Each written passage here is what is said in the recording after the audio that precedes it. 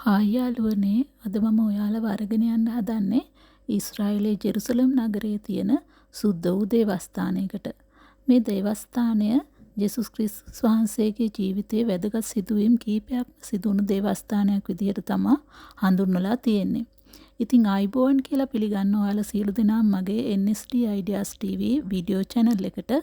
ඔයාලා ඊශ්‍රායලය පිළිබඳව තොරතුරු හොයන කෙනෙක් නම් මේ පිළිබඳව සියලු තොරතුරු මම වීඩියෝ මගෙන් ගේන්න බලාපොරොත්තු වෙනවා. ඔයාලට අවශ්‍ය තොරතුරු දැනගන්න මෙතෙක් මගේ වීඩියෝ channel එක subscribe කරලා නැත්නම් මගේ වීඩියෝ channel එක subscribe කරන්න. ඒ වගේම මේ වගේ වැදගත් සිදුවීම් සිදුවුණු දේවස්ථානය සියලු ස්ථාන නරඹන්න කැමති නම් මේ වීඩියෝ එක skip කරන්න නැතුව දිගටම බලන්න. ඉතින් අපිට මේ තියෙන ප්‍රදේශය හඳුන්වන්නේ හීබ්‍රු භාෂාවෙන් නම් එරාතිකා කියලා කියනවා. එහෙම නැත්නම් අපි ඉංග්‍රීසි වලින් ඕල් සිටි කියලා තමයි මේ ප්‍රදේශය හඳුන්වන්නේ. ඉතින් මේ ස්ථානයට ඇතුළු වුණාට පස්සේ ගොඩක් මුස්ලිම් ජාතිකයන්ගේ වෙළඳ මධ්‍යස්ථාන දකින්න පුළුවන්. අවශ්‍ය කරන සියලුම දේවල් මිලදී ගන්න මේ ස්ථානයට ගොඩක් අය පැමිණෙනවා. ඒකෙදි යුදෙව් ජාතිකයෝ වගේ මුස්ලිම් ජාතිකයන් ගොඩක් අය පැමිණෙනවා. ඉතින් අපිට සෑහෙන ප්‍රදේශයක් පසු කරගෙන යන්න ඕනේ දේවස්ථානයට ඇතුල් වෙන්න.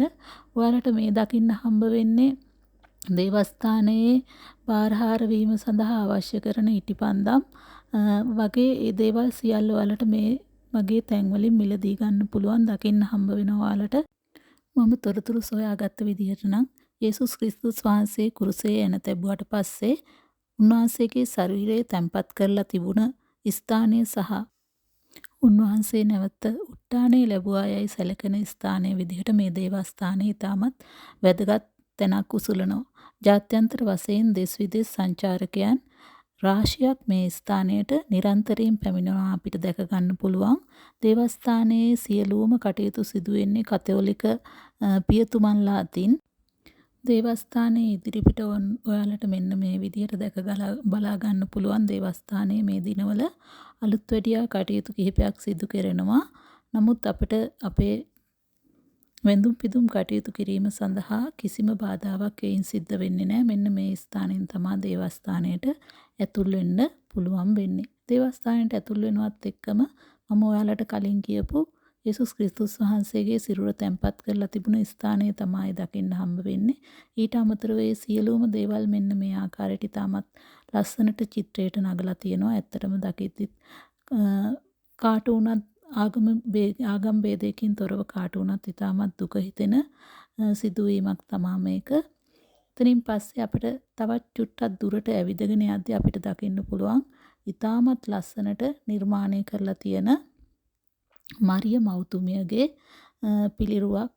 ඉතින් ඕනෑම බැතිමතෙකුට මේ ස්ථානයට ආවහම පුදුමාකාර දුකක් වේදනාවක් ඇති වෙනවා මේ සිදුවීමත් එක්ක.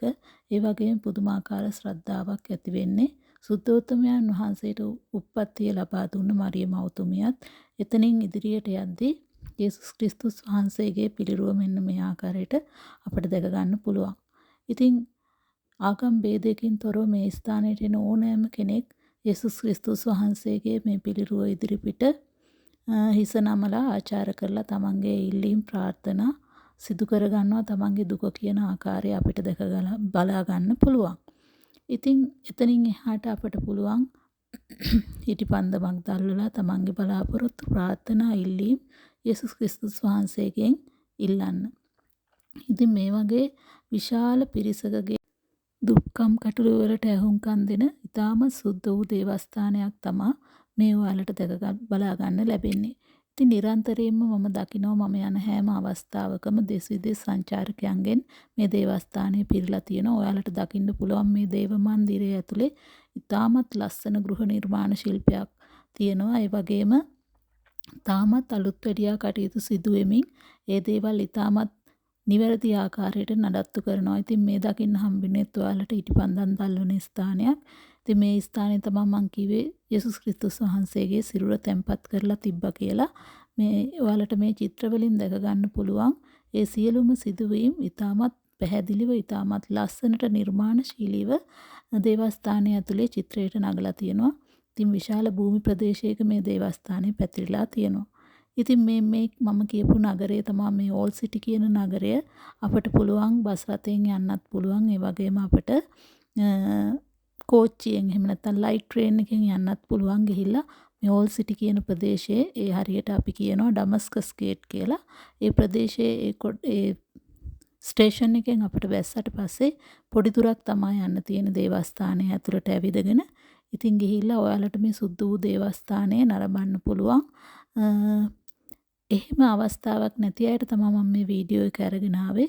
ඉතින් කතෝලික බැතිමතුන්ට වගේ ආගම් ભેදයකින් තොරව ඕනෑම බැතිමතෙකුට සියසින් මේ ස්ථාන නැරඹීමේ පහසුව කතෝලික පියතුමන්ලා විසින් සලසලා තියෙනවා. ඒ නිසා ඔයාලට ගැටලුවක් නැහැ. ඊශ්‍රායල් දේශේ බලා එන්න ඉන්න අයට සහ ඇවිත් ඉන්න අයටත් ඒ නැරඹීමට පැමිණීමට නොහැකි අයට මේ වීඩියෝ එකනොත් මම අරගෙන ආවේ. මම නම් මේ දේවස්ථානයට ඇත්තටම පුදුමාකාර කැමැත්තකින් යන්නේ. හේතුව තමයි මම උපතින්ම බෞද්ධ ආගමිකයෙක්. නමුත් බෞද්ධ ආගමට සම්බන්ධව පන්සල් ඊශ්‍රායල් වල තියෙන්නේ තෙලවිව් නගරයක පන්සලක් තියෙනවා.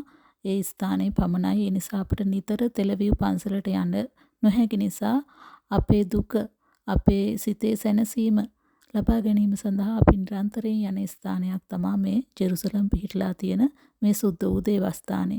ඉතින් ඇත්තටම මගේ හිතේ නම් ලොකු විශ්වාසයක් තියෙනවා පුදුමාකාර පිහිටක් ආරක්ෂාවක් මේ ස්ථානයට ගිහිල්ලා ආවට පස්සේ අපිට ලැබෙනවා අපේ දුක කියලා අපේ ඉල්ලීම් ප්‍රාර්ථනා අපිට ඉටු කරගන්න පුළුවන් ස්ථානයක් විදිහට තමයි මම නම් මේ ජෙරුසලම් තියෙන සුද්ධ වූ දේවස්ථානය කතෝලික දේවස්ථානය හඳුන්වන්නේ. ඉතින් ඔයාලට මේ ගැන මොනවා හරි තොරතුරු දැනගන්න තියෙනවා නම් ඒ වගේම වීඩියෝ එක ඔයාලට හොඳයි කියලා හිතෙනවා නම් වීඩියෝ එකට ලයික් එකක් දාන්න. අවශ්‍ය තොරතුරක් තියෙනවා නම් ඔයාලා කමෙන්ට් එකක් දාලා මගෙන් අහන්න.